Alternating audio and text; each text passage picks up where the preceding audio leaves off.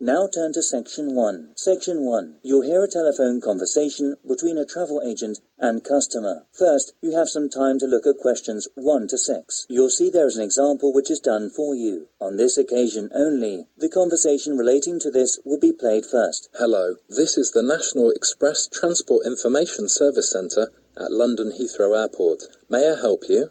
Hi, good afternoon. I'm calling from New York. I'm flying to Heathrow Airport on Friday, and I need to get to a town called, Bath. Could you tell me how I can get there? Destination is called Bath, so Bath has been written on the form. Now we shall begin. You should answer the questions as you listen, because you will not hear the recording a second time. Listen carefully, and answer the questions 1 to 6. Hello, this is the National Express Transport Information Service Centre at London Heathrow Airport. May I help you? Hi, good afternoon. I'm calling from New York. I'm flying to Heathrow Airport on Friday, and I need to get to a town called, Bath. Could you tell me how I can get there? Bath, right? Let me see. I think that's about 115 miles west of here, so it'll take about 1.5 hours by train. Wow, it's quite a long way, isn't it? Yes, I'm afraid so. Right, well, I don't really want to take a coach, I suppose. Can you give me some more information about the discount ticket prices that are available at the moment? OK, how about an express coach shuttle service to Bath? It's faster than an ordinary coach, and the ticket price is not that expensive. Can you tell me how much that would cost? Certainly. Let's see. It would be £30 one way or £40.50 in return. Great, that's not too bad.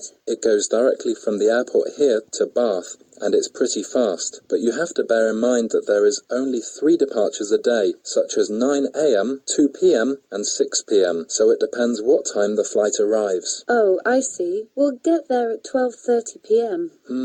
That's not too bad. The second bus leaves at 2 p.m, so you would have quite a wait. I'm just wondering, is there any minicab service there? I mean a door-to-door service, because I will bring a lot of packages. OK, I'll just contact the London cab office for you now. Do you know how much it will be? Just a moment, let me check. It's £85 for single fee normally, so that's about twice the price of the express coach shuttle services. Oh, that doesn't sound too bad. I will go for that then. Where will you stay there? Hotel or B&B? I'll be at Victoria Smith Hotel. Is it possible to make a reservation for that now? Sure. Before you hear the rest of the conversation, you have some time to look at the questions 7 to 10. Now listen and answer questions 7 to 10. Right. So what date do you want to book this for? I will arrive there on Friday, the 10th of October. And this is just one person, or? 2 people, me and my sister. Right. Your arrival time will be 12:30 p.m. What sort of credit card will you be using? I'm a Visa card holder. Could I have your 16-digit card number, please? OK, let me see. 6606 7707 1212 0008. No problem. And what's your name, please? Olivia Turner. That's Turner. OK, thank you, madam. Could you tell me the hotel address, sir? OK, 115 Victoria Smith Hotel, Trowbridge Street, Bath. And the postcode, please? BA2 6AY. Lovely. Thank you. OK, that seems to be everything. Have a nice trip, madam. Yes. Bye. Thank you for your help. You're welcome. Goodbye. That is the end of Section 1. You now have half a minute to check the answers. Now turn to Section 2. Section 2. You'll hear a tourism program, Mountain Cycling Viking, celebrating an anniversary of the company. First, you have some time to look at questions 11 to 16. Now listen carefully and answer the questions 11 to 16. Thank you for visiting our company, Mountain Cycling Viking. This evening we will be celebrating our anniversary. Actually, we are so happy to see many people in the conference room. Let me start by giving you some information about the company and a brief history. The company was launched 50 years ago. It initially opened as a wholesale, selling mountain cycling equipment, and then from 30 years ago, it introduced a range of attractive cycling courses in the UK and started organising cycling holidays. Over the years, the company has developed and grown considerably, and since 2000, has been offering family cycling holidays all around Europe. If you go on a cycling holiday with us, you'll have the opportunity to choose from hundreds of different sites. Nowadays, we manage 53 sites in rural Germany. We also have a number of promotions taking place in France. We are also making plans to expand into Scandinavia. All of our sites have been upgraded, and we plan to launch more each year. We are so proud to offer spectacular sites and facilities for the whole family to enjoy. Also, parents who want to enjoy a holiday with their young children need not worry about keeping them occupied during the day, as we have a lot of bicycles and equipment available for children under 8. Our kids program is organized and run by our well-qualified and professional staff and coaches. Each day the kids start with a short warm-up course and cooling down course that is no more than 5 kilometers in a rural area not far from the central city. This program includes an emergency first aid course and some bicycle repairs training. In the evening, there are different events to enjoy by the campfire, such as singing or dancing with refreshments. We have a no-noise rule after 10 p.m., so all children's events normally finish at 9 p.m. Security guards patrol the campsites from 10 p.m. until 7 a.m. the next morning. The Mountain Cycling Viking also deeply wants all customers to register as members.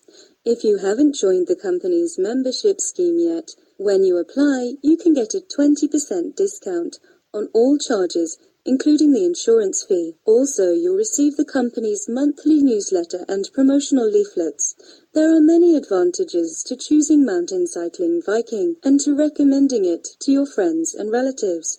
As a regular customer, you'll be kept informed of special events for the holiday season, and the friends who you recommend can get a 15% discount on things such as luxury camping facilities. In return, we'll offer you a souvenir. Before you hear the rest of the program, you have some time to look at the questions 17 to 20. Now listen and answer questions 17 to 20. When it comes to our bicycles and camping facilities, we only offer things of the highest quality. We really do think of everything, from portable gas canisters and cooking utensils to tents and sleeping bags. If a member of your family doesn't want to cook in the cooking car, you are able to use a barbecue if you ask for it in advance. Also, we will offer a special cool box to keep food and drinks chilled. All of our sites are equipped with excellent washing facilities and places you can leave your children and pets. All sites have a cafeteria and shop in the central area of the campsites. Furthermore, we have a small hospital staffed by 2 doctors and 3 nurses who are very kind and caring. During the holiday, your guide will take anyone who is interested on a bushwalk through the mountain or teach an aerobics class free of charge. And now, allow me to introduce our president, Mr. David Gear. That is the end of section 2. You now have half a minute to check the answers. Now turn to section 3. Section 3. You'll hear a conversation between students Robert and Monica and a tutor about personal marketing. First, you have some time to look at questions 21 to 23. Now listen carefully and answer the questions 21 to 23. You've been looking at different styles of personal marketing in small companies and the workplace in the UK. So how's the coursework going, Robert? Well, I've been looking at why some people decide to run their own business. Market research shows that personal management is a critical area. When you think about any small business, it is usually a family business. They are also trained and developed as a group. Of course, they may have different ideas, but these ideas are based on their experiences and education. So it is critical that all members are able to brainstorm with each other. So what do you think about differences of opinion in the workplace? I think that there are many reasons why this can occur. The research particularly focuses on personality managing within a small company. Actually, it clearly shows the difference between men and women in terms of their methods and solutions at work. Right. So, did you research the effects of family members working together within a small company? Of course I did. One advantage of this is being able to share thoughts and ideas with others in a way that stimulates the mind and helps save money. However, unfortunately, each new idea can cause controversy between employees and cause problems in marketing and management. Before you hear the rest of the conversation, you have some time to look at the questions 24 to 30. Now listen and answer questions 24 to 30. I agree, Robert. Now, two more things we need to talk about are personal talent and managing it effectively. So, Monica, did you have a perception of different talents among employees? And how do you think it is efficient for employers to work? In my case, teamwork is emphasised in the workplace, so the personal skills of employees can often be overlooked. The thing that employers should be targeting is an acceptance of other views and filter responsibility appropriately. That's right, Monica. However, unfortunately, many top managers think it is too difficult to make a unit when all employees' ideas are put together. I see. That should be the case, but I think one of the hardest tasks for employers is considering the wants and needs of each employee, such as finding ways of cooperating, compromising, and sometimes persuading the employees when they don't accept the target. So it requires creative and broad thinking with other people. So what kind of people do you think are best for these companies? Well, the best solution starts from when the companies are looking for new staff. Of course, the responsibility of the human resource department should be to choose the best staff. Also, they have to learn and research personal management and psychological tests with confirmation of qualifications. It's so essential for them. So, how about if the best team members are overestimated? No, they're not overestimated. You just need to learn steadily if you're working in an organisation. Right. So, how should managers cope with this situation? It's a carrot and stick. If all employees are following the rules and policies of the company, a manager may give them an incentive in order to save time and costs. Also, the incentive can be either a working condition they want to change or money. Great. It's your turn, Robert. How important is it for a manager to be a good performer? Managing CEO means not only sharing all employees' thoughts, but also understanding the culture of the organization. Actually, there needs to be a balance between creative minds and personal decisions during working time. Exactly. Well done, Robert. Thank you, sir. Clearly, sometimes it is hard for the managing CEO to control the system. For instance, they should manage the changes in the workplace caused by crisis or loss with caution. Right. Sometimes certain situations cause problems for the future management of the company. Do you follow me, Robert? Yes, I do. Actually, I have one more thing to say about high stress levels in the workplace. It takes time for a balance to be found between employers and employees. That's a very interesting idea. So, let's move on and talk about the marketing mix. That is the end of section 3. You now have half a minute to check the answers. Now turn to section 4. Section 4. You'll hear part of a lecture given by Archaeology about art of Incan civilization. First, you have some time to look at questions 31 to 40. Now, listen carefully and answer the questions 31 to 40. Good morning, everyone. The first workshop is in preparation for our anthropological fieldwork in the Incan civilization of South America. We are so happy to have received funding for separate studies for this field trip from our organization, so I shall expect over 90% attendance from you. In this workshop, I'm going to begin by offering a brief introduction to contemporary studies on wall painting, and in the second part, I'm going to show some examples of fieldwork, so please listen carefully. I'm going to focus on interpretations of wall painting art in Peru. Fortunately, we are going to explain an area where you can find some of the most critical sites in the world, and I deeply hope to show you how they were made. This is the first and most important chapter we must study. In Peru, there are both engravings and paintings. Many of the engravings show totemism, and most historians tend to think that the purpose of these was complicated and mixed. This wall art was like a museum guidebook with pictures to teach students about the artworks. They represent nature, sun, moon, wind, water, fire, and so forth.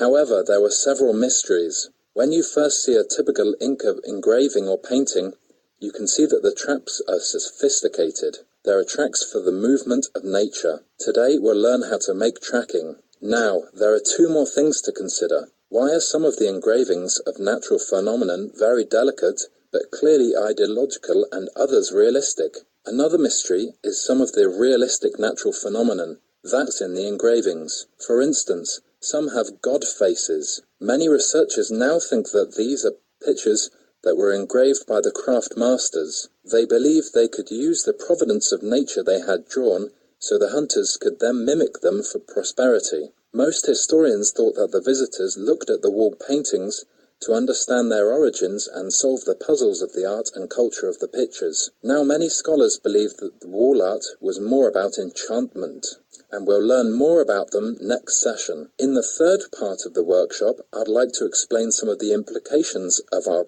explored prehistoric site and understanding the wall arts. We're going to visit lots of sites related to them. The single largest problem at these sites is visitors unintentionally touching and scratching the wall paintings. Whenever you go over to a site in Inca, you'll learn and conserve many things made from the Incas because they are of good value to prehistoric research. Through the field trip, these visitors are able to get an educational experience, and there are some essential rules to show you. There are traps that can happen suddenly and are very dangerous. Actually, they were a safeguard against enemies, so you should always follow the information board in the forest with a local tour guide. So, how are we going to feel the wall painting in our field trip? Don't forget, no touching, just leave it. The wall painting is fragile, and it is also a part of Peruvian heritage and a national treasure. This lesson is joining with a local community on the site. They run a special course and a trip around the historical site